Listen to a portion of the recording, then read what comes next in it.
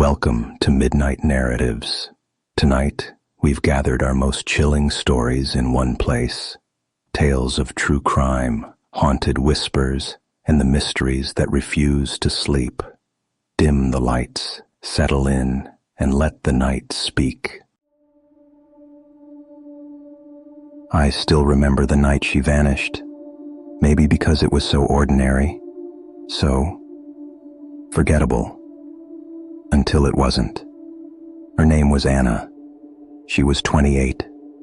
Friendly, pretty in a way that seemed effortless. Always laughing with that little tilt of her head. It was a Friday. The kind of night where the stale air inside the rusty tap mixed with cheap perfume and spilled beer. A small town bar where the bartender knows your name and your secrets. Anna walked in around 9. She wore a denim jacket, dark jeans, boots that clicked on the old floorboards. She was alone, but not for long. Everyone noticed her.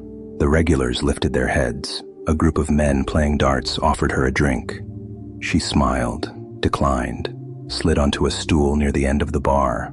I watched her, from my spot by the jukebox. Not because I meant to, because there was something off. Her eyes kept darting to the door. She twisted her phone in her hands, checking it every minute or so, waiting. Around 10, she ordered another rum and coke. The bartender tried to make small talk. Anna wasn't interested. Her smile faded each time she checked her phone. Then finally, at 10:30, she stood up. She pulled her jacket tight around her shoulders, glanced at the door again, and walked out into the cold. I thought that was it. But 20 minutes later, I needed air, so I stepped outside. That's when I saw her car, still parked under the flickering streetlight, empty, frost creeping up the windshield. Anna was nowhere, not by the door, not down the block, just gone. At first, no one panicked. People leave their cars overnight all the time, get a ride, walk home. But by the next afternoon, Anna's mother was calling around, asking if anyone had seen her. No one had. 2 days later, police were combing the woods behind Main Street, dragging the river, knocking on every door, showing her picture. The town changed fast. Lights stayed on all night. Parents kept their kids close. People locked their doors, even though they never used to. They found her purse in a ditch 6 miles out. Phone, wallet, keys all inside. Untouched, no footprints, no tire tracks. Weeks passed. Winter deepened. The posters on telephone poles went limp in the sleet. Rumors grew. Some said Anna ran off.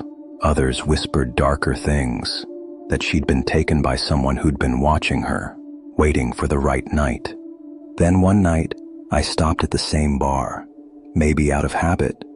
Maybe because I couldn't stay away.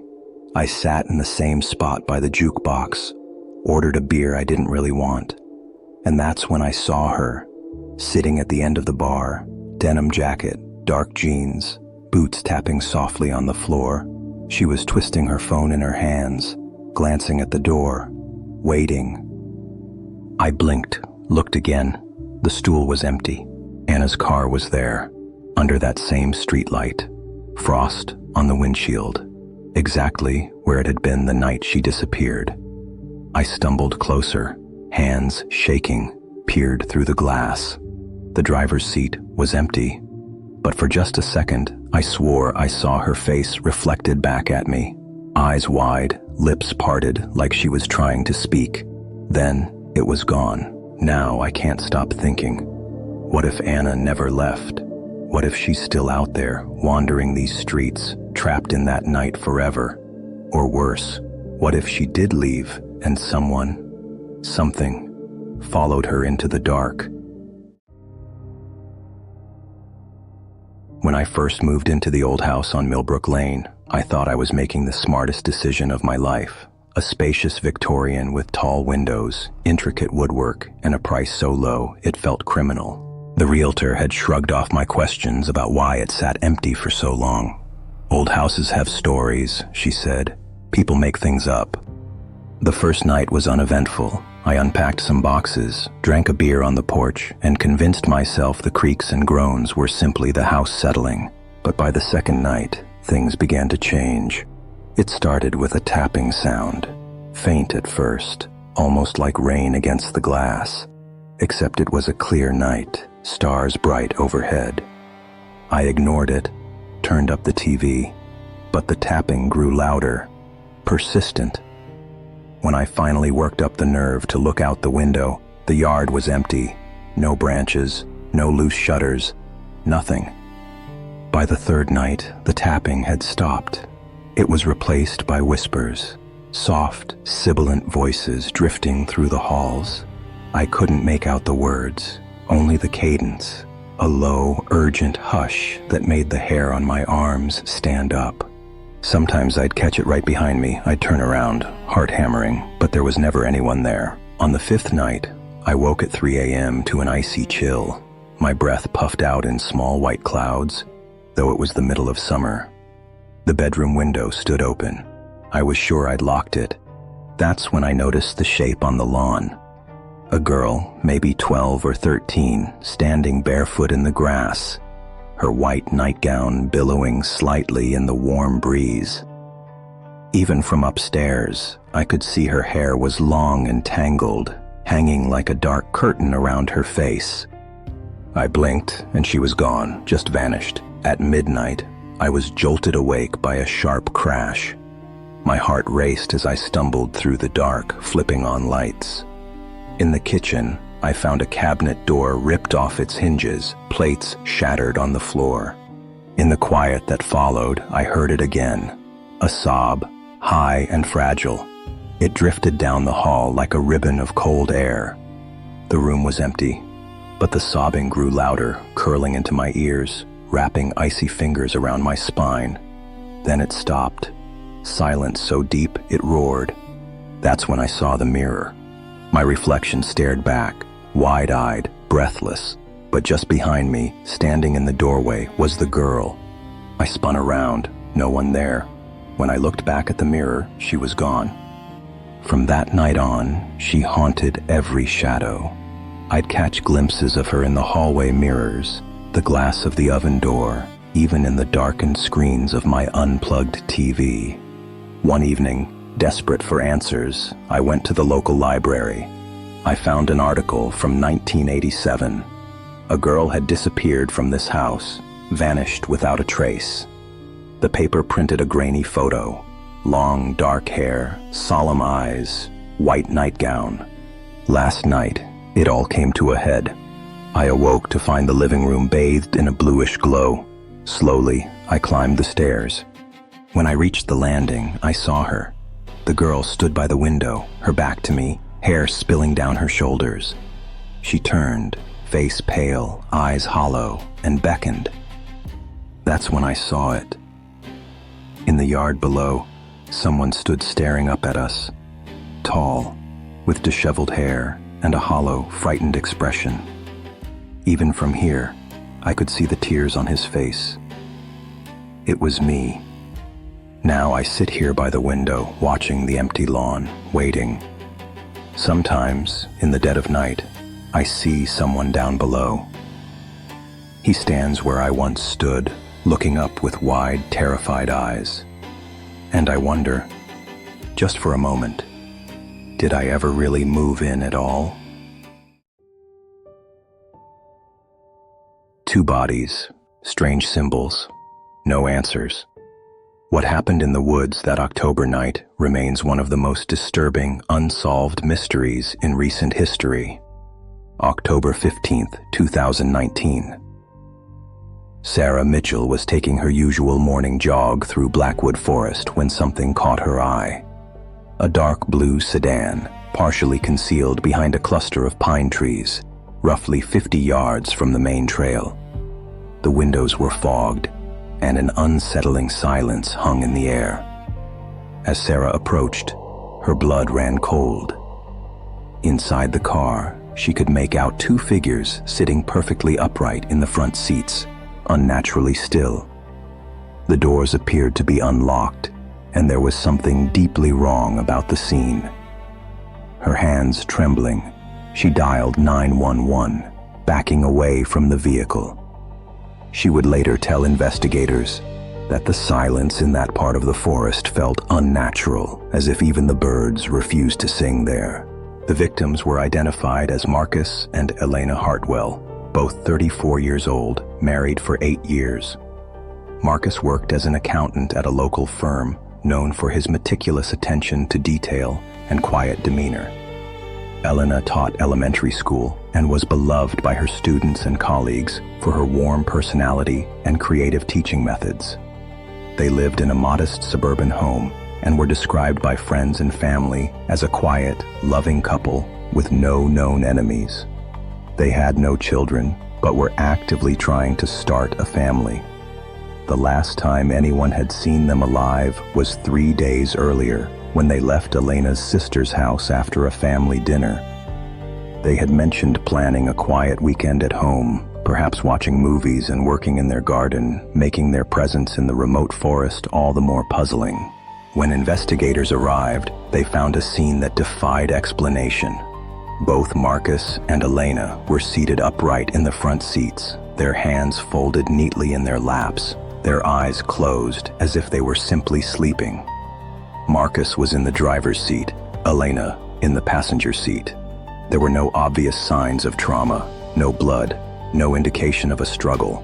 Their clothing was neat and undisturbed, but it was what was drawn on the windshield that made seasoned detectives' skin crawl. Strange symbols, seemingly painted with some kind of dark substance, covered the inside of the windshield in intricate patterns. The symbols resembled no known alphabet or religious iconography that experts could identify.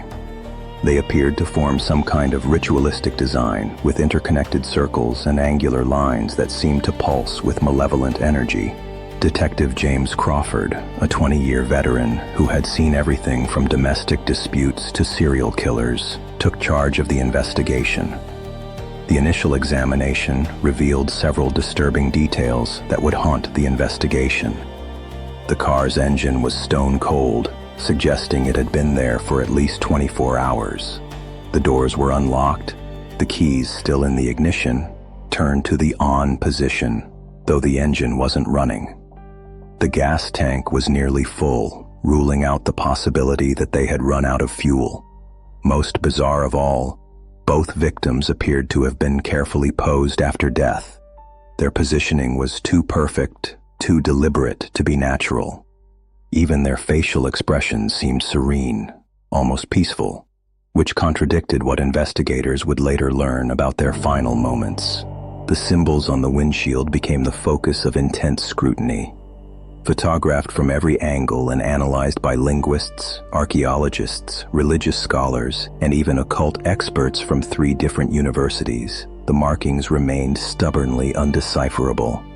The patterns consisted of 17 distinct symbols arranged in what appeared to be 3 concentric circles with connecting lines. Some theorized they were a form of ritual symbolism, possibly related to ancient pagan practices. Others suggested they might be a coded message left by the killer.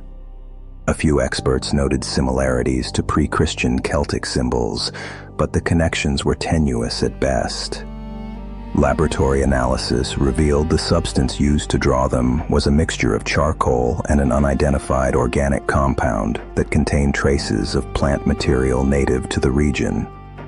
The symbols appeared to have been drawn from inside the car, but neither victim had any residue on their hands or under their fingernails. The autopsy results conducted by Dr. Margaret Chen, the county's chief medical examiner, only deepened the mystery. Both Marcus and Elena showed no signs of external trauma, poisoning, or any conventional cause of death. Their blood work came back clean for drugs, alcohol, and known toxins. There were no defensive wounds, no signs of restraint, no indication they had been forcibly moved or positioned. However, there was one peculiar finding that sent chills down Dr. Chen's spine. Both victims had elevated levels of a rare neurotransmitter associated with extreme fear responses, suggesting they had experienced intense terror before death. Additionally, their brain tissue showed unusual patterns consistent with prolonged psychological stress. The official cause of death was listed as undetermined, making this one of the few cases in Dr. Chen's 20-year career where she couldn't provide answers to grieving families. Investigators dove deep into the couple's digital footprint, hoping to find clues about their final days. Their cell phones were found in the car, Marcus's in his jacket pocket, Elena's in her purse. Both phones showed no activity after 8:47 p.m. on October 12th, exactly when their GPS signals disappeared near the forest entrance. The last text message Elena had sent was to her sister at 8:45 p.m., simply saying, "Heading home now. Love you." Their social media accounts showed nothing unusual in the days leading up to their disappearance. Bank records revealed no unusual transactions, and their credit cards hadn't been used since October 11th when Elena bought groceries at their local supermarket. Security cameras along their usual route home showed their car passing through downtown at 8:52 p.m., but there was no footage of them entering Blackwood Forest. The nearest traffic camera was 3 miles from the forest entrance, creating a frustrating gap in the timeline. As the investigation continued, researchers uncovered disturbing details about Blackwood Forest's history. Dating back to the 1800s, there had been at least 12 unexplained disappearances in the area, with 3 other cases involving people found dead in their vehicles under mysterious circumstances. Local indigenous tribes had avoided the area for generations, referring to it in their oral traditions as the place where spirits gather. In 1962, a family of 4 was found dead in their camping trailer, positioned around their dining table as if sharing a meal, with no cause of death ever determined. In 1983, 2 hikers were discovered sitting peacefully on a bench overlooking the forest's central clearing, both having died of unknown causes. These historical cases had never been connected until Detective Crawford began digging deeper into the forest's sinister past. As news of the case spread, several witnesses came forward with disturbing accounts. A local park ranger reported seeing strange lights in the forest around the time of the couple's estimated death, describing them as moving in patterns, like they were controlled by something. 3 separate motorists claimed to have seen the Hartwells' car driving slowly along forest roads on the night of October 12th, but with only the driver visible, Elena apparently absent from the passenger seat. These sightings were impossible to verify, but they added to the growing sense that something supernatural might be at work. Various theories emerged among investigators and the public. Some believed the couple had been targeted by a cult that used the forest for ritual killings. Others suggested they might have been victims of an elaborate murder-suicide staged to look like something else. A few investigators privately wondered if they were dealing with something beyond conventional explanation. A possibility they couldn't officially acknowledge, but couldn't entirely dismiss. After 18 months of exhaustive investigation, leads began to dry up. The FBI's Behavioral Analysis Unit reviewed the case, but couldn't develop a useful profile of a potential suspect. Extensive searches of the forest using ground-penetrating radar and cadaver dogs revealed nothing. The symbols were sent to cryptographers and codebreakers around the world, but remained indecipherable. DNA analysis of the car's interior revealed only traces belonging to Marcus and Elena, with no foreign genetic material found. The case began to consume Detective Crawford, who worked countless overtime hours following even the smallest leads. His colleagues worried about his mental health as he became increasingly obsessed with solving what many considered an unsolvable mystery. The toll on everyone involved was evident. Elena's sister developed severe anxiety and moved to another state, unable to cope with the unanswered questions surrounding her sister's death. Marcus's elderly parents stopped leaving their house, convinced that whoever killed their son might come for them too. Detective Crawford began experiencing nightmares about the symbols on the windshield. sometimes waking up with the strange markings fresh in his mind, as if his subconscious was trying to decode their meaning. After 2 years on the case, he took early retirement, telling his captain that some cases follow you home and never leave. The case was officially transferred to a younger detective, but by then, the trail had gone completely cold. Today, over 4 years later, the case remains officially open but inactive. The car has been returned to Elena's family, though they chose to have it destroyed, unable to bear the thought of anyone else driving the vehicle where their loved one died. The section of Blackwood Forest where the couple was found has become an unofficial memorial site, with flowers, candles, and remembrance items regularly left by visitors, family members, and amateur investigators who still hope to find answers. Local paranormal investigators frequently visit the site, claiming to detect unusual electromagnetic readings and temperature fluctuations, though none of their findings have provided concrete leads. For those who knew Marcus and Elena, the questions remain as haunting as ever. Who brought them to those woods? What do the symbols mean? How did they die so peacefully, yet in such apparent terror? And perhaps most disturbing of all, could it happen again?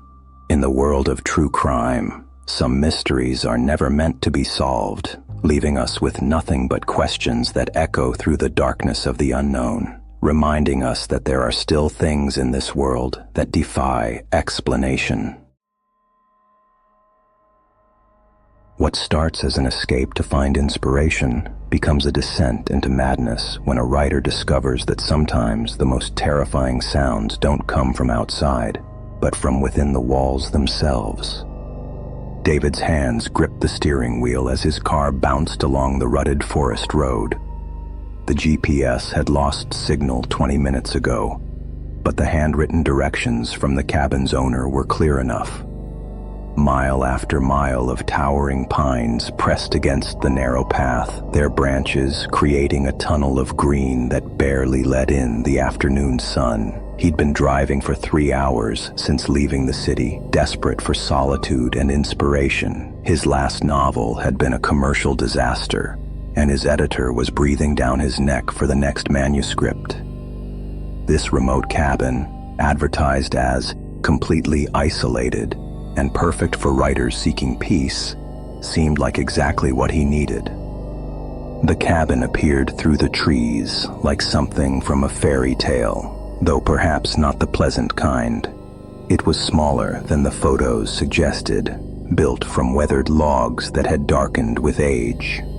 A stone chimney jutted from the roof, and small windows dotted the walls like watching eyes. The clearing around it was perfectly circular, as if the forest had deliberately retreated to create this isolated pocket. David parked beside the cabin and stepped out, breathing in the crisp mountain air. The silence was absolute. No traffic, no neighbors, no sounds of civilization. Just him, the cabin, and miles of wilderness in every direction. Inside, the cabin was spartanly furnished but functional. A stone fireplace dominated one wall, cold ashes in the grate suggesting previous visitors. The main room contained a worn leather couch, a wooden dining table, and in the corner, an old writing desk that would serve his purposes perfectly. The previous renter had left a stack of firewood by the hearth and a note explaining the basics: generator in the shed, well water from the kitchen pump, no cell service.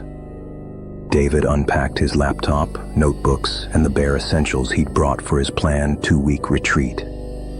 As evening approached, he built a fire and settled at the desk, fingers poised over his keyboard, ready to write.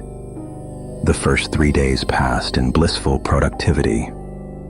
Without the distractions of city life, David found his creativity flowing like never before.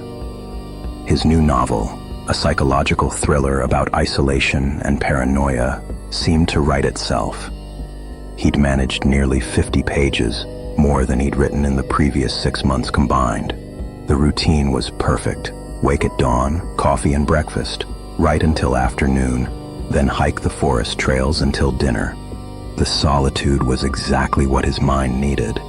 He felt more centered and focused than he had in years, completely cut off from the noise and anxiety of his usual life. It was on the fourth night that David first heard the tapping. He'd been writing late, lost in a particularly intense scene, when a soft, rhythmic sound broke through his concentration. Tap, tap, tap. Pause. Tap, tap, tap. It seemed to come from the window behind his desk. David turned, but saw only darkness beyond the glass. The sound stopped immediately. He waited, listening, but heard nothing except the whisper of wind through the pines. Dismissing it as a branch blown against the cabin, he returned to his work. But concentration proved elusive. Every few minutes, he found himself glancing at the window, expecting to hear the sound again. The tapping returned the next night, more insistent this time. David immediately went to the window and pressed his face against the glass, trying to see into the darkness. The forest was an impenetrable wall of black. No moon, no stars visible through the thick canopy. He grabbed a flashlight and stepped outside, sweeping the beam around the cabin's perimeter. Nothing. No broken branches, no signs of wildlife, no rational explanation for the sound. The silence was so complete, it felt oppressive, as if the forest itself was holding its breath. Back inside, David tried to convince himself it was just the old cabin settling, wood expanding and contracting with the temperature changes. By the sixth night, the tapping had become routine. It always started around midnight, always the same rhythm, always from different windows. David had stopped going outside to investigate. Instead, he sat at his desk, laptop closed, listening. The sound would move around the cabin, first the window behind him, then the one facing the forest, then the small window by the kitchen. Always outside, always just beyond the glass. His writing suffered. The words wouldn't come anymore. Instead, he found himself crafting elaborate theories about what could be causing the sound. Wind patterns, settling wood, nocturnal animals, anything rational to explain away his growing unease. Sleep became impossible. David would lie in the small bedroom, listening for the tapping to begin. When it did, he'd count the intervals, trying to find a pattern. 3 taps, pause, 3 taps, pause, then silence for exactly 17 minutes before starting again. The precision of it was maddening. No natural phenomenon could be so regular, so deliberate. He considered leaving, packing up and returning to the city, but something kept him there. Pride, perhaps, or stubborn determination not to let his imagination get the better of him. He was a rational man, a writer who dealt in fiction, not someone who ran from unexplained sounds in the night. On the 8th night, David decided to solve the mystery once and for all. He positioned himself by the living room window with his flashlight ready, determined to catch whatever was making the sound. At exactly midnight, the tapping began. This time, instead of coming from outside the window, it seemed to originate from the wall itself. David pressed his ear against the logs. The sound was definitely coming from inside the wall. His blood ran cold as realization dawned. All this time, he'd been looking outside for the source, but the tapping was coming from within the cabin itself. Something was inside the walls, moving around the structure's perimeter each night. Panic set in as David realized the implications. If something was living in the walls, it had been there all along, watching him, listening to him. Every night as he sat writing, unaware that he wasn't alone. His hands shook as he pressed against different sections of the wall, listening. The tapping continued, moving slowly from one end of the cabin to the other. It paused directly behind where David stood, as if sensing his presence through the wood. For a long moment, there was absolute silence. Then, slowly, deliberately, came 3 soft taps directly behind his head. David stumbled backward, nearly dropping the flashlight. Grabbing an axe from the firewood pile, David began examining the cabin's construction. There had to be an explanation. A hollow space between walls, a crawl space, something that would explain how something could move through the structure. In the back corner, behind the bedroom, he found what he was looking for. A small access panel, barely visible in the rough log construction. His heart pounding, David pried it open with the axe handle. The beam of his flashlight revealed a narrow space between the inner and outer walls, just wide enough for someone to crawl through. Dust motes danced in the light, and there, clear as day, were tracks in the accumulated dirt. The tracks led David around the cabin's perimeter, following the exact path the tapping had taken each night. But as he crawled deeper into the space between the walls, following the trail, his light fell upon something that made his blood freeze. Bones. Human bones, yellowed with age, scattered among rotting clothes and personal belongings. A wallet, a watch, a woman's purse, the remains of previous renters who had never left the cabin. David's mind reeled as he realized the horrifying truth. Someone else was here, had always been here, living in the walls like some feral creature, picking off isolated visitors one by one. A sound behind him made David spin around, his light catching movement in the crawl space. What emerged from the darkness was barely recognizable as human. Wild hair, hollow eyes, skin pale as bone from years without sunlight. The thing that had once been a person moved with practiced ease through the confined space, fingers worn smooth from years of crawling, nails grown long and perfect for tapping against wood. It had been living here all along, in the spaces between the walls, emerging only to hunt when someone came to the remote cabin. The property's owner, who had rented to David, was likely this creature's first victim years ago. David scrambled backward through the crawl space, the creature following with horrifying speed. It moved through the narrow passages like water, knowing every inch of its domain. Behind him, David could hear the scratching of fingernails against wood, the same sound that had been tapping on his windows every night. He burst out of the access panel and slammed it shut, dragging furniture against it. But there were other access points. This thing knew the cabin better than he ever could. From within the walls came a new sound, not tapping now, but scratching, clawing as the creature searched for another way out. David grabbed his keys and ran for the door, but stopped as he heard the scratching stop. In the sudden silence, he realized his mistake. The creature wasn't trying to get out of the walls. It was already out. It had used the time he'd spent barricading one access point to emerge from another. Somewhere in the cabin, in the darkness behind him, it was waiting. David could feel eyes watching him from the shadows. He clutched his flashlight and backed toward the door, knowing that his only chance was to reach his car. As he fumbled with the door handle, he heard it again, that soft, deliberate tapping. But this time, it wasn't coming from the walls. It was coming from directly behind him, fingers tapping against the wooden floor. Tap, tap, tap. The sound that had haunted his nights was finally close enough to touch. They say every small town has its secrets. But Millbrook, Pennsylvania, a quiet community of just 3,200 souls nestled between rolling hills and forgotten farms, harbored a darkness that would forever change how its residents saw their neighbors, their streets, and the innocent toys in their children's rooms.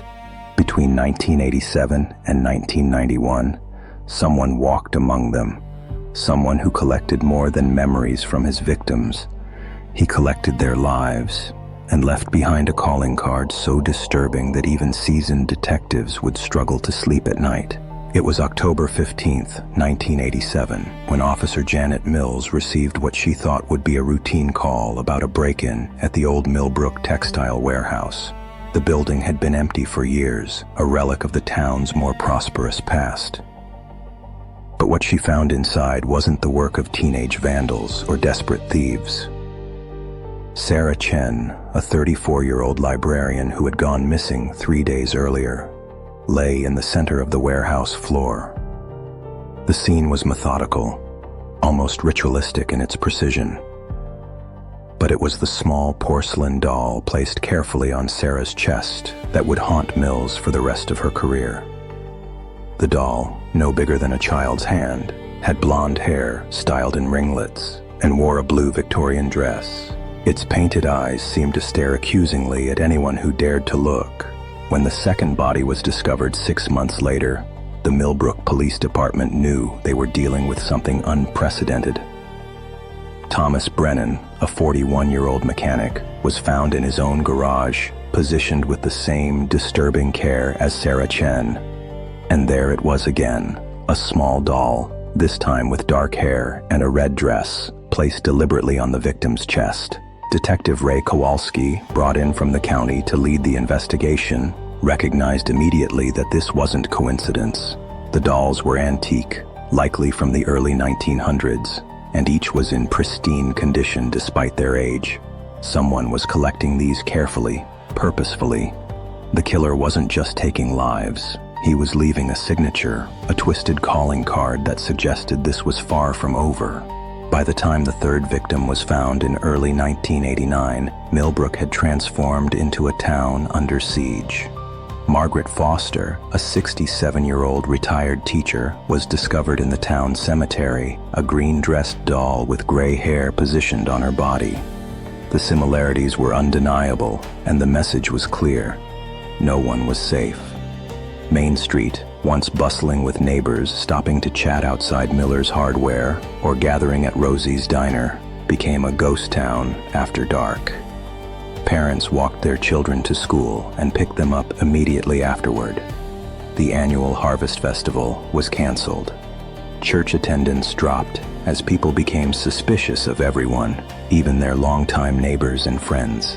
Hardware stores sold out of locks, deadbolts, and security systems. The local newspaper, the Millbrook Gazette, stopped reporting the details of the crimes after receiving angry letters from residents who said the coverage was making the fear worse. The FBI became involved after the fourth victim, Robert Nash, was found in 1990. Nash, a local bank manager, was discovered in his office after hours with a black-haired doll in a yellow dress placed on his desk. The killer had somehow bypassed the bank's security system without triggering any alarms. Special Agent Patricia Wong arrived with a team of behavioral analysts who immediately began constructing a profile. They determined the killer was likely a local resident, someone who knew the victim's routines and had intimate knowledge of the town's layout. The dolls, they learned, were genuine antiques, each worth several $100s.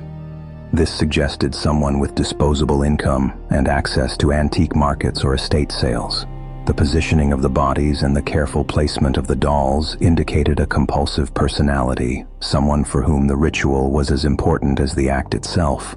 The psychological impact on Millbrook was devastating. Neighbor turned against neighbor as suspicion fell on anyone who seemed even slightly unusual. Harold Peterson, the town's antique dealer, found his business boycotted despite having solid alibis for each murder. Dr. Marcus Webb, who had recently moved to town to establish a medical practice, faced constant scrutiny from residents who whispered about the outsider. Even longtime residents weren't immune to suspicion. Bill Crawford, who worked at the post office and knew everyone's routines, found himself the subject of hushed conversations and sideways glances. Property values plummeted as people tried to sell their homes and move away. The elementary school enrollment dropped by nearly 30% as families relocated to neighboring towns. Those who remained installed elaborate security systems and formed neighborhood watch groups that patrolled the streets with increasing desperation. The fifth and final confirmed victim was found on March 3, 1991. Linda Rodriguez, who owned and operated the town's only Mexican restaurant, was discovered in her establishment after failing to open for the breakfast shift. She was positioned behind the counter and the doll, this one with auburn hair and a purple dress, was placed on the cash register. What made this scene different was the evidence of a struggle.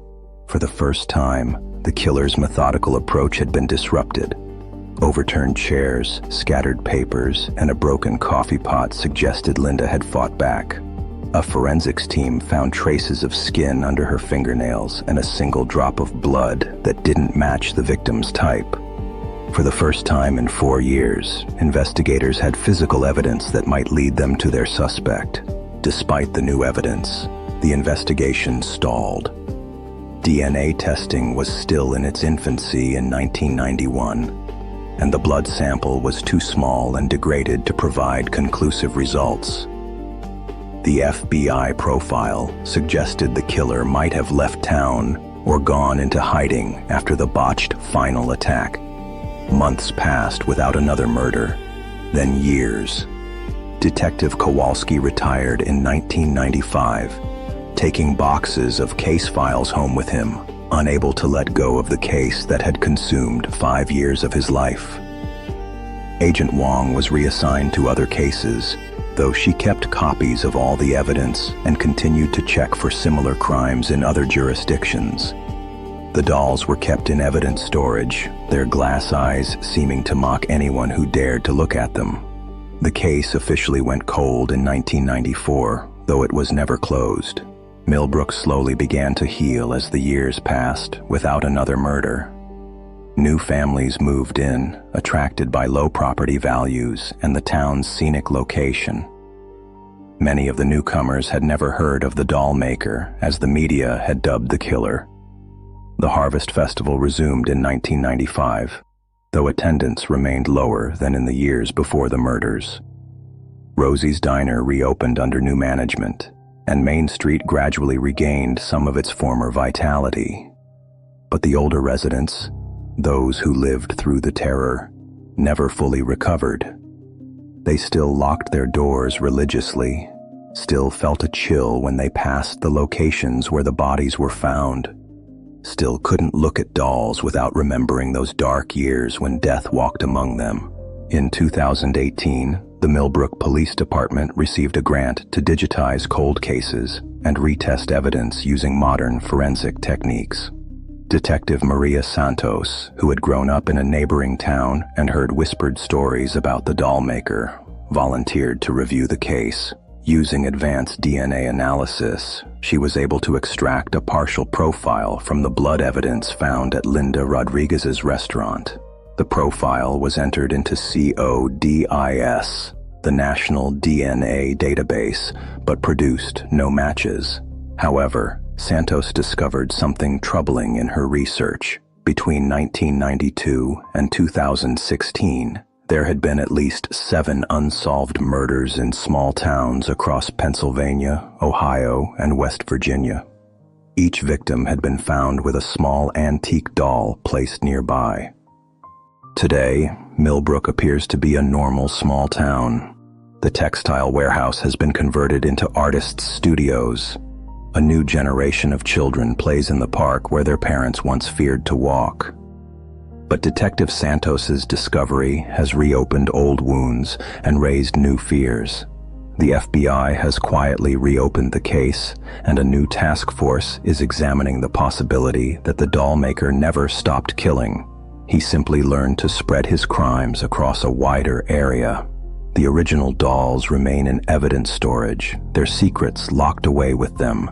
And somewhere, perhaps in another small town where neighbors trust each other and doors are left unlocked, someone might still be collecting the perfect antique dolls, waiting for the right moment to add another piece to his collection. The truth about the doll maker remains hidden, buried somewhere between the rolling hills and forgotten farms of rural America. But on quiet nights in Millbrook, when the wind whistles through the old streets and shadows dance in the pale moonlight, longtime residents still check their locks twice and glance over their shoulders. Because they know what others are just beginning to understand. Some monsters never die, they just learn to hide better. Welcome to the Grand View Hotel, where guests check in, but they don't always check out. Tonight, we delve into one of the most disturbing mysteries in modern hospitality, the case of room 237, where 17 people have vanished without explanation over the past decade. Their belongings remain untouched, their beds still warm, but the guests themselves? Gone.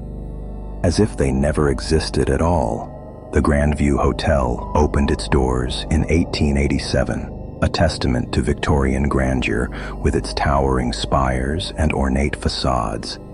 Built by railroad magnate Theodore Blackwood, the hotel was meant to be a crown jewel of luxury travel. But from its very first year, strange incidents plagued the establishment. Guests reported hearing footsteps in empty corridors, doors slamming shut on their own, and most disturbing of all, voices calling their names in the dead of night. The original architect, Marcus Holden, mysteriously disappeared during the hotel's construction. His body never found, despite extensive searches of the building and surrounding grounds. Room 237 sits at the end of the third-floor corridor, isolated from the other guest rooms by a sharp turn in the hallway. Hotel records show that this particular room was Theodore Blackwood's personal suite during his stays. After his death in 1923 under mysterious circumstances, found in the room with no signs of struggle or illness, the space was converted to a standard guest room. But standard it was not. Even before the recent disappearances, room 237 had an occupancy rate of less than 30%. Guests frequently requested room changes after just one night, citing unexplained disturbances and an overwhelming sense of being watched. The modern string of vanishings began 3 years ago with Margaret Chen, a pharmaceutical sales representative from Seattle. Security footage showed her entering room 237 at 11:47 p.m. on a Tuesday evening. She had called the front desk earlier, complaining about strange knocking sounds coming from within the walls. The night manager assured her it was likely old plumbing. At 3:33 a.m., the hotel's automated system registered the room's door opening, but no one was captured on the hallway cameras. When housekeeping arrived the next morning, they found Margaret's belongings exactly as she had left them. Her presentation materials spread across the desk, her phone charging on the nightstand, even her reading glasses folded neatly on the pillow. Over the following months, 12 more guests would disappear from room 237. The victims varied in age, background, and reason for staying at the hotel. There was James Morrison, a retired teacher celebrating his wedding anniversary. Sarah and David Kim, newlyweds on their honeymoon. Professor Elena Vasquez, an archaeologist attending a conference on ancient civilizations. What united them was the pattern of their disappearance, always between midnight and dawn, always leaving behind their personal effects completely undisturbed, and always preceded by complaints about strange sounds in the night. Detective Sarah Martinez was assigned to the case after the fifth disappearance. A 20-year veteran of the force, she had seen her share of unusual cases, but room 237 presented challenges unlike any other. There were no signs of struggle, no evidence of forced entry or exit, and no witnesses despite the hotel's comprehensive security system. The only consistent element was the testimony of guests in adjacent rooms who reported hearing muffled conversations and occasional laughter coming from room 237 during the nights when people vanished. Sounds that continued long after the security system indicated the room was empty. The hotel management invested heavily in additional security measures, installing motion sensors, upgrading cameras, and even placing recording devices inside room 237 itself. But the technology seemed to fail when it was needed most. Cameras would malfunction precisely during the hours when guests disappeared, showing only static or impossibly distorted images. Motion sensors would trigger randomly throughout the night, detecting movement when the room was supposedly empty. Most unsettling were the audio recordings, which captured hours of what sounded like conversations in multiple languages, including some that linguistic experts couldn't identify. Desperate for answers, hotel owner Victoria Prescott hired renowned psychic investigator Dr. Miranda Cross. Dr. Cross had assisted law enforcement in several high-profile missing persons cases and came highly recommended. Her first night in room 237 yielded immediate results and immediate terror. She reported contact with multiple spirits, all claiming to be guests of the hotel from different time periods. But these weren't the recent missing persons. According to Dr. Cross, the room was inhabited by entities that had been there since the hotel's earliest days, collecting souls like trophies and adding them to some sort of supernatural congregation. Dr. Cross's investigation led to a shocking discovery in the hotel's basement archives. Hidden behind a false wall were Theodore Blackwood's personal papers, including his correspondence with various occult societies of the late 1800s. The railroad magnate had apparently been involved in spiritualism and dark magic, believing he could achieve immortality by binding souls to physical locations. Room 237 wasn't just his personal suite, it was his ritual chamber, designed according to specific occult principles to trap spiritual energy. The mysterious architect Marcus Holden hadn't disappeared during construction. According to Blackwood's diary, he had been the first sacrifice to consecrate the room. The truth about room 237 was more horrifying than anyone had imagined. It existed as a dimensional pocket, a space between the world of the living and the realm of the dead. Theodore Blackwood's ritual had been successful. He had achieved a form of immortality, but at the cost of becoming eternally bound to the room. Every guest who stayed there became part of his growing collection of souls, trapped forever in a twilight existence between life and death. The whispers in the walls weren't just sounds, they were the voices of every person who had ever vanished, calling out to new arrivals, trying to warn them or perhaps welcoming them to join their eternal gathering. Armed with this terrifying knowledge, the hotel management faced an impossible decision. Victoria Prescott wanted to demolish room 237 entirely, but structural engineers warned that the room was load-bearing.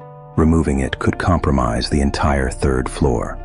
Instead, they sealed the room permanently, installing multiple locks and posting security guards around the clock. The official story was that the room had sustained water damage and was being renovated indefinitely. But even sealed, the room's influence continued to spread. Guests in nearby rooms reported increasingly disturbing experiences, and hotel staff began experiencing nightmares and unexplained episodes of lost time. 6 months after room 237 was sealed, paranormal investigator Jake Sullivan convinced the hotel management to allow him one final investigation. Sullivan had spent 15 years documenting supernatural phenomena and believed he could find a way to permanently cleanse the room. Armed with electromagnetic field detectors, thermal cameras, and various religious artifacts, he entered the sealed room at midnight on Halloween, exactly 1 year after the last disappearance. His body cameras captured the first hour of his investigation, showing him documenting cold spots, electromagnetic anomalies, and what appeared to be multiple shadowy figures moving throughout the room. At 1:17 a.m., Jake Sullivan's cameras went dark. Security guards posted outside the room heard no sounds of struggle, no cries for help, just a sudden, profound silence. When they finally broke through the multiple locks and entered the room 12 hours later, they found all of Sullivan's equipment exactly where he had placed it, still running and recording empty air. His notes were neatly arranged on the desk, documenting his observations up until the moment the cameras failed. But Jake Sullivan himself had vanished completely, becoming the 18th person to disappear from room 237, and the first to do so while the room was officially sealed and under constant guard. Today, room 237 remains sealed, But its mystery continues to attract attention from paranormal investigators, journalists, and curiosity seekers from around the world. The Grandview Hotel has changed ownership 3 times since the disappearances began, but each new owner faces the same impossible situation. The room cannot be destroyed without compromising the building's structural integrity, yet its very presence continues to affect the entire hotel. Guests still report strange experiences on the 3rd floor. Whispers in languages they don't understand, the sound of footsteps in the sealed room above, and most disturbing of all, the occasional glimpse of figures in old-fashioned clothing walking the hallways late at night. The families of the missing persons have never stopped searching for answers. Support groups have formed, private investigators have been hired, and reward money totaling over $2 million has been offered for any information leading to the discovery of what happened to their loved ones. But Room 237 keeps its secrets well. Psychics and mediums who attempt to make contact report overwhelming sensations of being watched, followed by complete psychic silence, as if the room itself has learned to shield its contents from outside interference. The most disturbing reports come from those who claim to have briefly made contact with the missing persons, describing them as aware of their situation but unable to escape, existing in a state of perpetual twilight between worlds. The Grandview Hotel continues to operate, though bookings for the 3rd floor remain consistently low. The sealed door of Room 237 stands as a monument to one of the most perplexing mysteries of our time. Investigators have examined every angle, from criminal activity to psychological phenomena to supernatural explanations, but none provide satisfactory answers to the central question: where did 18 people go? The hotel's storage room contains a heartbreaking collection of personal effects, suitcases packed with vacation clothes, business presentations that were never delivered, anniversary gifts that were never given, and love letters that were never sent. The families visit sometimes, hoping against hope for some sign of their missing loved ones. But as Detective Martinez noted in her final report, the most chilling aspect of the entire case remains unchanged after all these years. Their luggage was still there, but they weren't. In the dense forests of the Pacific Northwest, where towering evergreens cast shadows that seemed to swallow light itself, a simple hiking trip became the center of one of the most chilling unsolved mysteries in recent memory. What started as a routine solo adventure ended with a discovery that would haunt investigators for years to come. A camera containing photos that revealed someone had been watching, following, and stalking an experienced hiker through miles of wilderness. The question that remains unanswered to this day sends shivers down the spine of anyone who dares to venture into those woods alone. Marcus Chen was the kind of person you'd want beside you in any outdoor emergency. At 32, the Seattle-based software engineer had conquered some of the most challenging trails across Washington state, from the rugged peaks of the Cascades to the temperate rainforests of the Olympic Peninsula.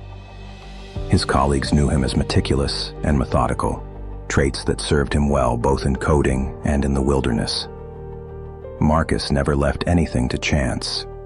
He researched every trail, checked weather conditions obsessively, and always filed detailed hiking plans with the ranger stations. His gear was top tier, his preparation flawless, which made what happened next all the more disturbing. On October 15th, Marcus set out for what should have been a routine 3-day solo hike through the remote Gifford-Pinchot National Forest, a familiar territory he'd traversed multiple times before. The Boundary Trail was Marcus's go-to escape from the digital world. Stretching 26 miles through some of Washington's most pristine wilderness, it offered the perfect balance of challenge and solitude he craved.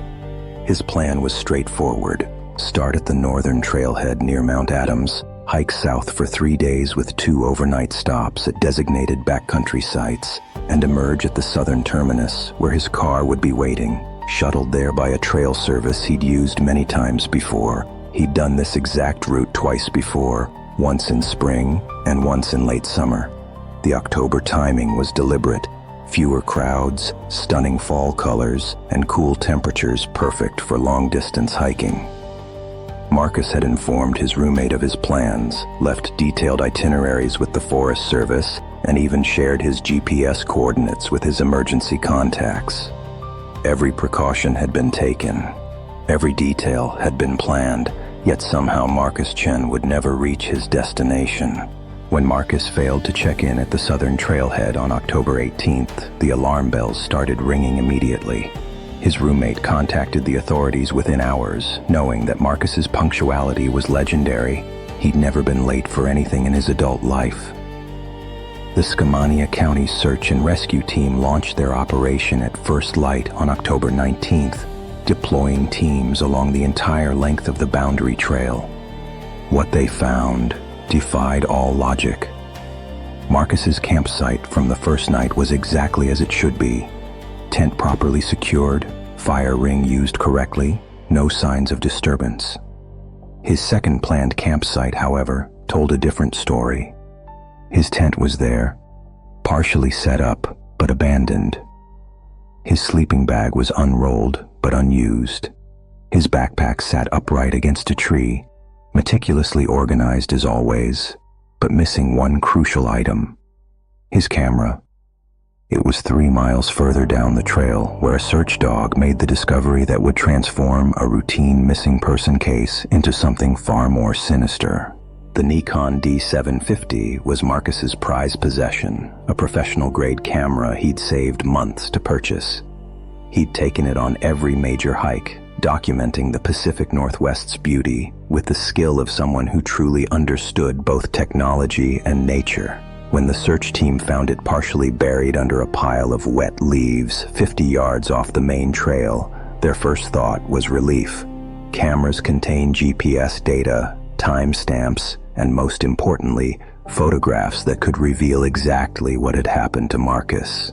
The camera's memory card was intact, protected by the weather-sealed body that had kept moisture out despite 3 days of Pacific Northwest drizzle. As investigators carefully extracted the SD card back at the sheriff's station, they expected to find typical hiking photos, scenic vistas, wildlife shots, maybe some selfies at notable landmarks.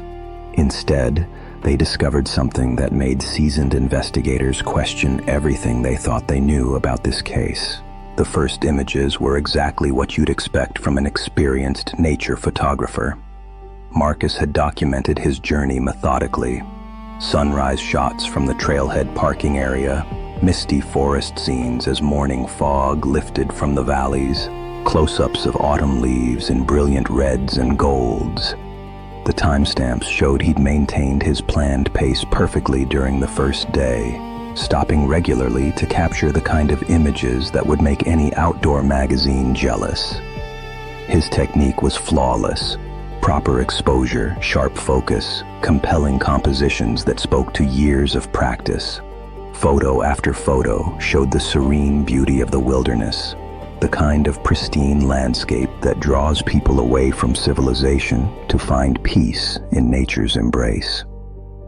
But as investigators scrolled through the chronological sequence of images, they began to notice something that made their blood run cold.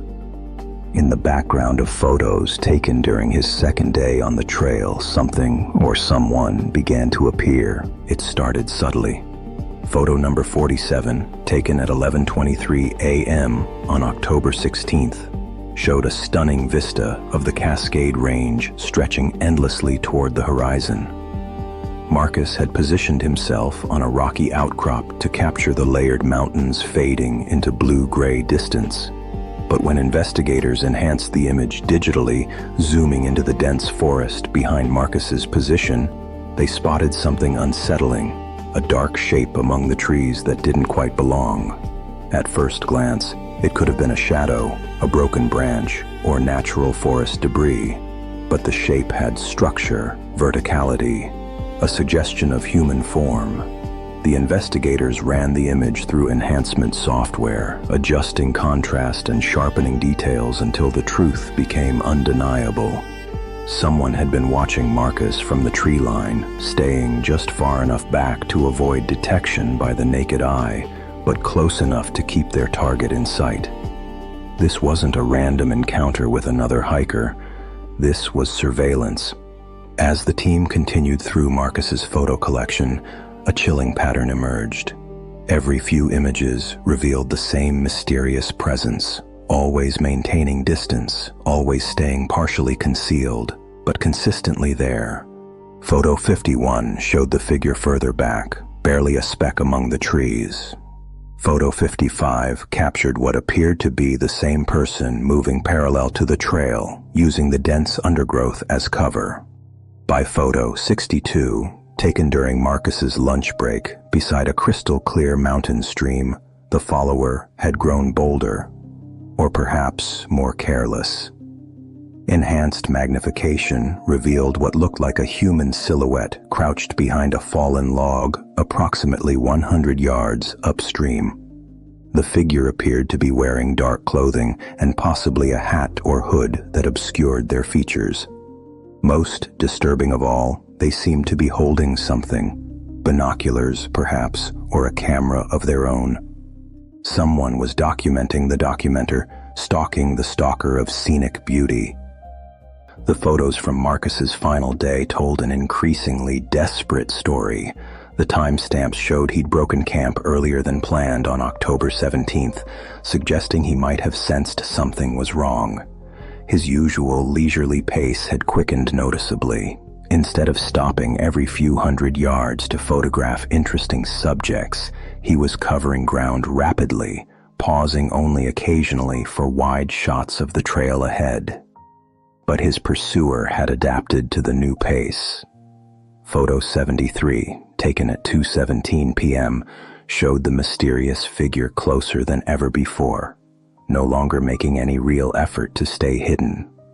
The enhanced image revealed someone wearing what appeared to be military-style camouflage and a dark cap pulled low over their face. They were following the same trail Marcus was on, maintaining visual contact, closing the distance with each passing hour. The body language captured in that frozen moment suggested predatory intent, someone hunting rather than simply hiking. The last 5 photographs on Marcus's camera told a story that investigators would never forget. Photo 76, timestamped 4:41 p.m. on October 17th, showed the trail stretching ahead into gathering dusk, but something had changed in Marcus's photographic style. The image was slightly blurred, suggesting haste or nervous energy.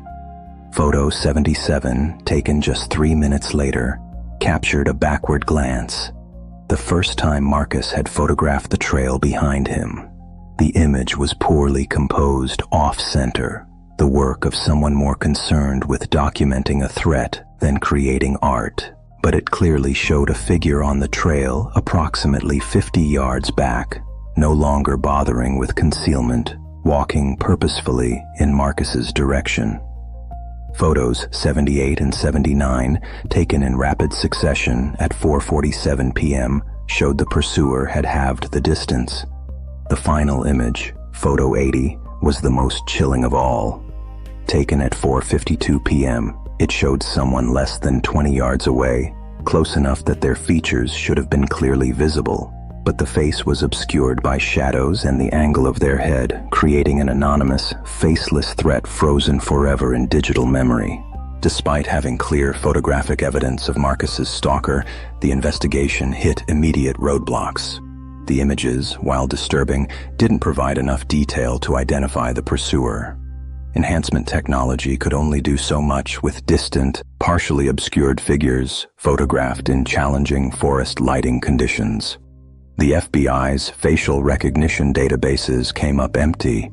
The subject's face was never clearly visible in any frame.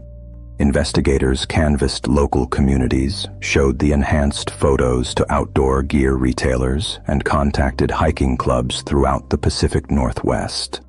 They issued public appeals for information, hoping someone might recognize the clothing, the gait, or some other identifying characteristic of the mysterious figure. But weeks turned into months with no credible leads. The forest had swallowed Marcus Chen without a trace, leaving behind only his camera and its haunting final images as evidence that something terrible had occurred in those remote woods. Marcus Chen's disappearance remains unsolved to this day. His body was never found despite extensive searches covering hundreds of square miles of wilderness. The case files remain open, the photos continue to haunt investigators, and the questions multiply with each passing year. Was this a random encounter with someone harboring violent intentions? A planned attack by someone who knew Marcus's hiking patterns? Or something even more sinister? A predator who stalks the remote trails of the Pacific Northwest, choosing victims who venture into the wilderness alone? The Boundary Trail remains open to hikers, but those who know the story of Marcus Chen find themselves constantly looking over their shoulders, wondering if they too are being watched from the shadows between the trees. Because somewhere in those photos lies the answer to the question that refuses to fade. Who was following him in the woods? The leather binding cracked like old bones as Sarah's trembling fingers opened the diary she'd found hidden beneath the floorboards. The first entry, dated 50 years ago, began with words that made her blood freeze. The rituals must continue, or they will never leave this room. Sarah Chen had always been practical about moving. At 28, she'd relocated enough times to know the drill. Pack efficiently, label everything, and don't get emotional about leaving. But as she climbed the narrow staircase to apartment 3B, cardboard boxes cutting into her arms, something felt different about this place. The Whitmore building had been advertised as vintage charm at an unbeatable price, and now she understood why it was unbeatable. The wallpaper peeled like ancient skin, revealing patches of wall that seemed to breathe in the flickering light. Each step on the wooden stairs announced her arrival with a groan that echoed through the empty corridors. The landlord, Mr. Hartwell, had handed over the keys with unusual haste, muttering something about the previous tenant leaving rather suddenly. Sarah had dismissed his nervous energy as typical landlord eccentricity, but now, standing before the heavy oak door marked 3B, she felt the first whisper of unease crawl up her spine. The apartment was larger than expected, with high ceilings that disappeared into darkness and windows that faced a brick wall so close she could touch it. Sarah spent her first evening unpacking by the light of a single lamp, the overhead fixture having died with a spark and the smell of burning dust the moment she'd flicked the switch. The previous tenant had left behind some furniture, a heavy mahogany dresser, an ornate mirror with a crack running diagonally across its surface, and a bed frame that looked like it belonged in a Victorian funeral parlor. As she arranged her belongings, Sarah noticed irregularities in the hardwood floor, dark stains that looked suspiciously like old blood stains, scratches that formed strange symbols, and one floorboard near the window that sat slightly higher than the rest. When she pressed down on it, it gave way with a soft click. Curiosity overrode caution as she pried at the loose board with a butter knife, revealing a hollow space beneath. Inside lay a leather-bound diary, its pages yellowed with age, and its cover worn smooth by countless hands. The diary's first entry was dated March 15, 1974, written in elegant cursive that spoke of a different era. My name is Eleanor Blackwood, and I fear I have made a terrible mistake. The advertisement promised a quiet room for scholarly pursuits, but this place harbors something ancient and hungry. The rituals began 3 nights after I moved in. I thought they were dreams at first, shadows moving independently of their sources, whispers in languages I don't recognize, the feeling of being watched by eyes that exist in dimensions parallel to our own. Sarah's coffee grew cold as she read, drawn deeper into Eleanor's increasingly frantic accounts. The entries described strange occurrences: furniture moving on its own, temperature drops that left frost on the windows in summer, and most disturbing of all, the gradual realization that Eleanor was not the first tenant to experience these phenomena. The diary contained pressed flowers between its pages, nightshade, wolfsbane, and other plants Sarah recognized from her botany studies as ingredients in protection spells. Eleanor had been trying to shield herself from something, but from what? As Sarah delved deeper into the diary, Eleanor's entries became more detailed and more terrifying. She discovered that her room had been the site of occult rituals dating back to the building's construction in 1892. The original owner, Silas Whitmore, had been a practitioner of what Eleanor termed shadow magic, rituals designed to thin the veil between dimensions and allow entities from other realms to cross over. Eleanor's research had uncovered a pattern. Every tenant in room 3B had either disappeared mysteriously or died under suspicious circumstances. The rituals required a living conduit, someone whose life energy could power the summoning circles carved into the floorboards beneath years of paint and varnish. Eleanor had tried to break the cycle by performing counter-rituals using salt circles and protective herbs, but her entries grew increasingly desperate. "They're getting stronger. I can feel them pressing against the barriers I've erected. The shadows have eyes now, and they watch me sleep. I've found references to a binding ritual that might send them back, but it requires a sacrifice, and I'm beginning to understand that I might be that sacrifice." Driven by a mixture of academic curiosity and growing dread, Sarah began her own investigation into the building's history. The public library's archives painted a disturbing picture. 17 tenants of room 3B had vanished without explanation over the past century, their belongings left behind as if they had simply evaporated. Newspaper clippings from different decades told similar stories: young people, mostly women, who had moved into the apartment and were never seen again. The police reports were frustratingly vague, mentioning no signs of struggle and personal effects undisturbed. Sarah noticed a pattern in the disappearances. They occurred in cycles, roughly every 5 to 7 years, always in March. Eleanor Blackwood's name appeared in a 1974 missing person report, filed by a concerned colleague when she failed to show up for work at the university where she taught medieval history. The final entry in Eleanor's diary was dated March 31st, 1974, exactly 50 years ago. Sarah realized with growing horror that she had moved in on March 1st, and according to Eleanor's research, the supernatural activity in the room intensified during the final weeks of March, culminating in the spring equinox. Sarah's skeptical nature began to crumble as Eleanor's predicted phenomena manifested in her own experience. It started subtly. Items she was certain she'd placed in one location appearing somewhere else, the persistent feeling of being watched, and a coldness that seemed to emanate from the walls themselves, rather than any external source. The antique mirror reflected movements that didn't correspond to her own, and she began to notice that her shadow sometimes lingered a moment too long when she moved away from light sources. The diary had warned of escalating activity, and Eleanor's timeline proved unnervingly accurate. On March 10th, exactly as Eleanor had documented, Sarah woke to find all her furniture rearranged in a perfect circle around the center of the room. On March 15th, she discovered symbols carved into her wooden dresser, the same symbols Eleanor had sketched in the diary's margins.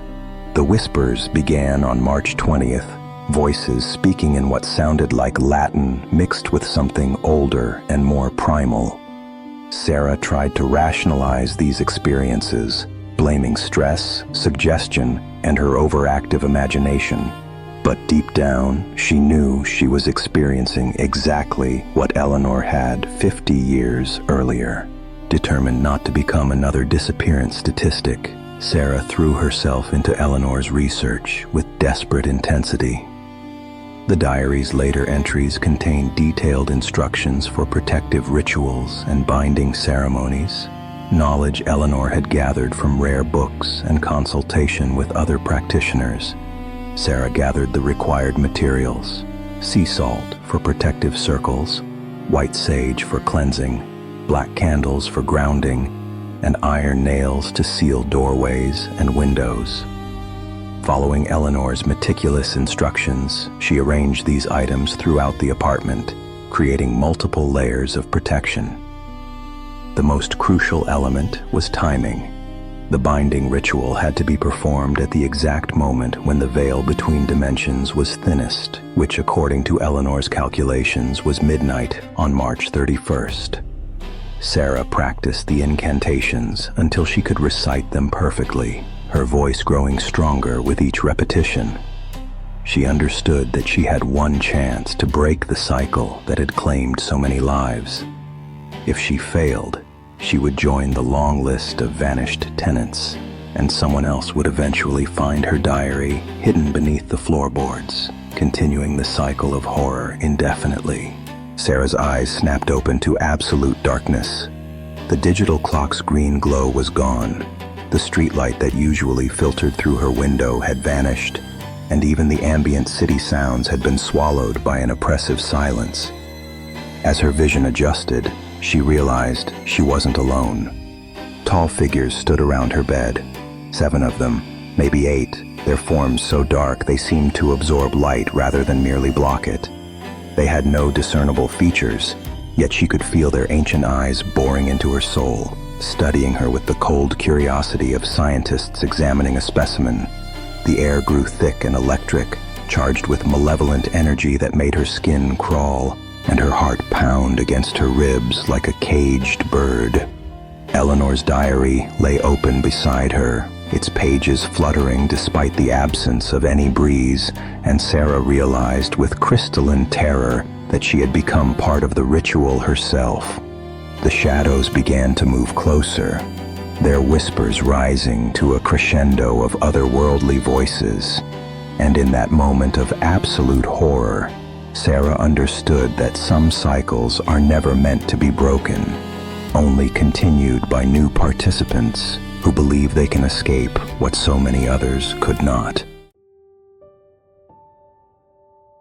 The stretch of Highway 29 between Bakersfield and Barstow has earned a reputation that makes even seasoned truckers grip their steering wheels a little tighter when darkness falls.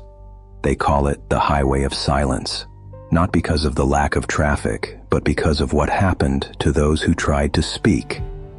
Between 1987 and 1991, 7 bodies were discovered along this desolate corridor, each one bearing the same horrifying signature, their mouths sewn shut with black thread. On March 15, 1987, California Highway Patrol Officer Janet Martinez made the discovery that would haunt her for the rest of her career. While responding to reports of an abandoned vehicle near mile marker 127, she found the body of Rebecca Chen, a 23-year-old college student from UCLA, approximately 50 yards from her disabled Honda Civic. What made Martinez immediately call for backup wasn't just the obvious signs of violence, but the crude black stitching that sealed the victim's lips together. The coroner later determined that Rebecca had been alive when the thread was pulled through her flesh. The killer had used a sailmaker's needle, the kind found in marine supply stores, and had taken their time with each precise stitch. Rebecca's car had suffered a blown tire, likely caused by road debris, leaving her stranded in one of California's most isolated stretches of highway. Detective Ray Morrison of the San Bernardino County Sheriff's Department initially treated Rebecca's murder as an isolated incident. That changed when truck driver Miguel Santos discovered the second body on July 4, 1987. David Park, a traveling salesman, was found in identical circumstances, mouth sewn shut, body positioned precisely 30 feet from his stalled vehicle. Morrison began to see a pattern that chilled him to the bone. The killer wasn't random. They were hunting along Highway 29, targeting stranded motorists who had no choice but to trust a stranger who offered help. The forensic team discovered that both victims had defensive wounds on their hands, suggesting they had fought desperately before being overpowered. More disturbing was the realization that the stitching was done with medical precision, indicating the killer had surgical knowledge or extensive practice. The thread used in both cases was identified as waxed cotton, commonly used in leather work and bookbinding. As word spread through the trucking community, drivers who regularly traveled Highway 29 began coming forward with unsettling encounters. Big rig operator Tommy Diesel Jackson told investigators about a night in June 1987 when he'd spotted a figure crouched beside a broken-down sedan near mile marker 134. Something didn't feel right, Jackson recalled during his interview with Detective Morrison. The way this person was kneeling next to the car, real still-like. When my headlights hit him, they didn't even look up, just stayed there, hunched over. Jackson had slowed down but didn't stop, a decision that likely saved his life. Another trucker, Linda Vasquez, reported seeing the same sedan 3 hours later, but by then it was empty. She described noticing an unusual detail, fresh tire tracks leading away from the scene, but they belonged to a different vehicle entirely, something heavy, possibly a van or large truck. The truckers began traveling in convoys after dark, using CB radios to maintain constant contact and reporting any suspicious activity to authorities. By late 1988, with 5 confirmed victims, the task force had grown to include FBI behavioral analysts and forensic specialists from across California. Agent Sarah Kellerman noticed that all victims were found exactly 30 to 50 feet from their disabled vehicles, suggesting the killer had a specific ritual. The autopsies revealed increasingly disturbing details. Each victim had been kept alive for hours before the final stitching began. Toxicology reports showed traces of a veterinary sedative called xylazine, commonly used to tranquilize large animals. This drug would have left victims conscious but paralyzed, forced to endure their final moments in complete helplessness. The killer's technique was evolving too. Early victims showed crude stitching work, but later bodies displayed almost artistic precision, with perfectly spaced sutures that formed deliberate patterns around the mouth. Crime scene analysts theorized that the killer was practicing, perfecting their gruesome signature with each murder. The breakthrough came with victim number 6, Maria Rodriguez, found in February 1990. Beside her body, investigators discovered something that had been overlooked at previous scenes: a small antique music box partially buried in the sand. The box played Für Elise when wound, and forensics found it contained traces of the same black thread used in the murders. More chilling was the discovery of 7 additional music boxes buried at previous crime scenes, each playing the same haunting melody. The killer had been leaving these morbid trophies all along, hidden just beneath the desert surface. Inside each music box was a tiny white card with a number written in red ink, counting down from 7 to 1. The implications were terrifying.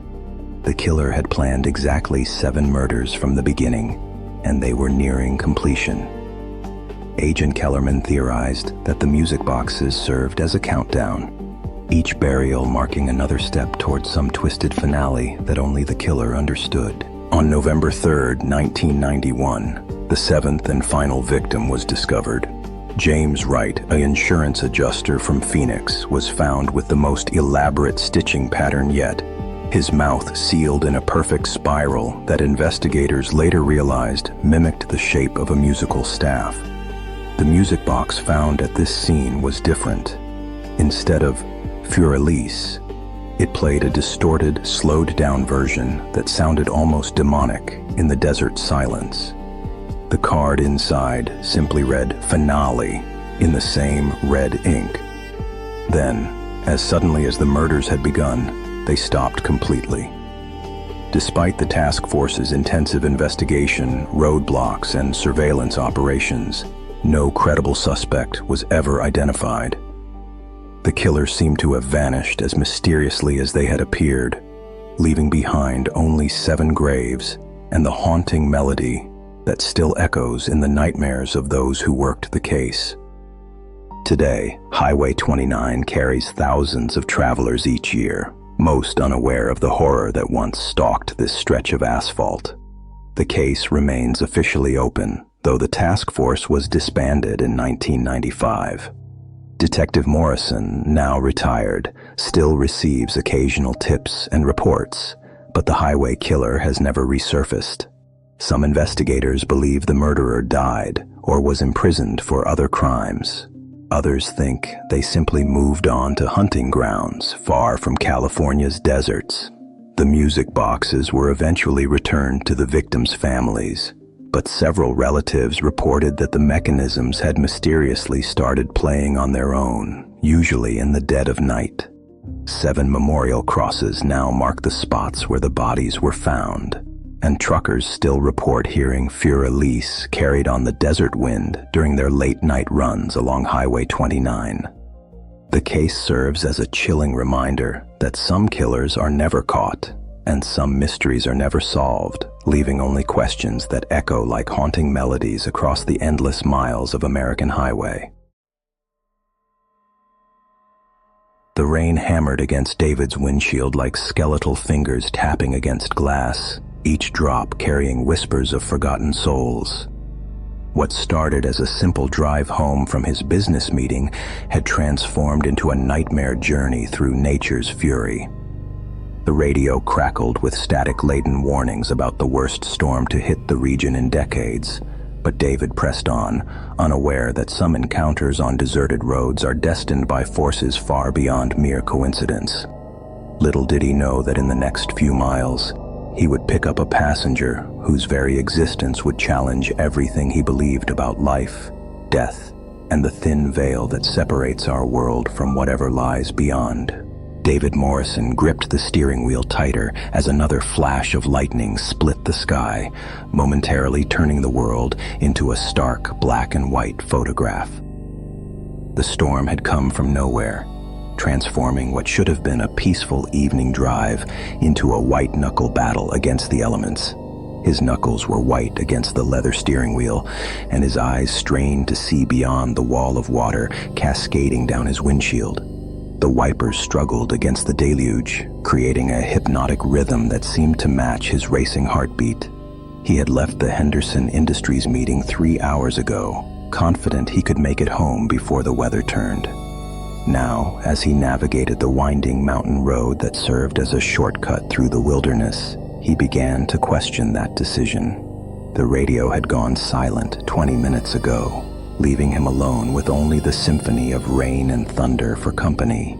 Through the chaos of wind and rain, a figure emerged from the darkness ahead. David's heart lurched as his headlights caught a young woman standing on the shoulder of the road, her thumb extended in the universal gesture of a hitchhiker. She wore a simple white dress that clung to her slender frame, completely soaked through by the relentless downpour. Her dark hair hung in wet tendrils around her face, and even from a distance, David could see she was shivering violently. What kind of person would be out here, alone, in this weather? His rational mind screamed warnings about picking up strangers, especially on such an isolated stretch of road, but his conscience wouldn't allow him to leave someone stranded in this storm. As he slowed the car, another lightning flash revealed her face more clearly. She was beautiful in an otherworldly way, with pale skin that seemed to glow against the darkness and eyes that held a depth of sadness he had never encountered before. David pulled over and reached across to open the passenger door, immediately feeling the cold rush of wind and rain sweep into his warm car. The woman slid into the passenger seat with fluid grace, bringing with her the smell of rain and something else, something like old roses and earth. "Thank you," she said, her voice soft and melodic despite her obvious distress. "I didn't think anyone would stop." Up close, David was struck by how beautiful she was, but there was something unsettling about her presence that he couldn't quite place. Her skin was almost translucent in the dashboard light, and when she smiled at him, he felt a chill that had nothing to do with the open door. "Where can I take you?" he asked, trying to shake off the strange feeling creeping up his spine. "Millbrook," she replied, naming a small town about 20 miles ahead. "I live there with my family." As David put the car in drive, he noticed she hadn't put on her seatbelt, but before he could mention it, she was already gazing out the window with an expression of profound melancholy. The conversation that followed was unlike any David had ever experienced. The woman, who introduced herself as Sarah, spoke in a dreamy, distant manner that made him wonder if she was in shock from being caught in the storm. She mentioned details about Millbrook that seemed oddly outdated, talking about places and people as if the town hadn't changed in decades. When David mentioned the new shopping center that had been built there 5 years ago, Sarah looked confused and insisted there was no such place. Her responses became increasingly disconnected from reality, and David began to worry that she might have suffered some kind of head injury. She spoke about her family waiting for her, about how worried they must be. But when he asked for their phone number so he could call ahead, she claimed they didn't have a phone. In the 21st century, this seemed impossible, but Sarah's earnest expression suggested she truly believed what she was saying. The temperature in the car seemed to drop several degrees, and David found himself constantly adjusting the heater, unable to shake the persistent chill that had settled over him. When they finally reached Millbrook, Sarah directed him to a quiet residential street lined with old Victorian houses. The storm had begun to subside, but the rain still fell steadily, creating halos around the streetlights. "This is it," she said, pointing to a house that looked like it had seen better days. The paint was peeling, and the yard was overgrown with weeds, giving the place an abandoned feel despite the warm light glowing in the windows. As Sarah prepared to leave, she reached into a small purse that David hadn't noticed before and pulled out a delicate silver locket. "I want you to have this," she said, pressing it into his palm, "as a thank you for your kindness." The locket was surprisingly cold and felt heavier than it should have. Before David could protest or even get a good look at it, Sarah was out of the car and walking toward the house. "Wait," he called after her, but she didn't turn back. He watched as she approached the front door, which seemed to open before she even reached it, swallowing her into the warm light beyond. David sat there for several minutes, staring at the house and turning the locket over in his hands, before finally driving away with a profound sense of unease. Back home, David couldn't stop thinking about his strange passenger. The locket lay on his kitchen table, its silver surface reflecting the overhead light in ways that seemed to create patterns and shadows that weren't really there. Upon closer inspection, he could see it was an antique piece, beautifully crafted with intricate engravings that depicted roses and thorns intertwined around the edges. Inside, he discovered a small photograph of a young woman who looked remarkably like Sarah, but the picture had the sepia tone and formal pose characteristic of photographs from many decades ago. The name Sarah Catherine Mills was engraved in flowing script on the back of the locket, along with dates that made David's blood run cold, 1954 to 1973. The mathematics was simple but impossible. If these dates were correct, Sarah had been dead for over 40 years. David tried to rationalize what he had seen, telling himself it was just a coincidence, perhaps a family heirloom passed down through generations. But deep in his heart, he knew something supernatural had occurred on that storm-swept road. Unable to let the mystery rest, David spent the following day researching Sarah Catherine Mills. The local library's newspaper archives revealed a tragic story that sent shivers down his spine. On October 15, 1973, Sarah Mills, age 19, had been killed in a car accident during a severe thunderstorm. According to the report, she had been walking home from her job at the local diner when she was struck by a vehicle that had skidded off the rain-slicked road. The accident had occurred on the exact stretch of highway where David had picked her up, and Sarah had been trying to get home to the very house on Elm Street where he had dropped her off.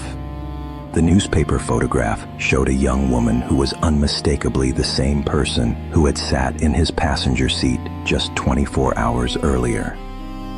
David discovered that Sarah had been wearing a white dress on the night she died, the same dress she had worn in his car.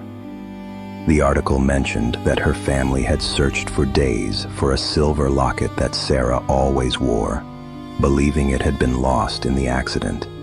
That locket now sat on David's table, as real and solid as anything else in his possession. 3 days after the encounter, David's landline phone rang at exactly 3:17 a.m., jarring him from a restless sleep. The caller ID showed only static, and when he answered, he heard the familiar soft voice that had haunted his thoughts since that stormy night. "David?" Sarah's voice came through the line, distant and ethereal, as if she were calling from somewhere very far away. "I wanted to thank you again for helping me get home. I've been trying to get home for so long." The line crackled with interference, and David could hear what sounded like rain in the background, along with something else. Voices, multiple voices, all speaking at once but too faint to understand. "Sarah, is that really you?" he managed to ask, his voice trembling. "How are you calling me?" There was a long pause before she responded. "Time isn't the same here, David. Past and present, they blend together like watercolors in the rain. I've been walking that road for 40 years, waiting for someone kind enough to take me home." The line went quiet for a moment before Sarah's voice returned, fainter now. "Keep the locket safe. It's the only thing that connects me to who I used to be." The next morning, David drove back to Elm Street, the silver locket clutched tightly in his hand. What he found there defied all logic and reason. The house where he had dropped Sarah off stood before him, but it was clearly abandoned and had been for many years.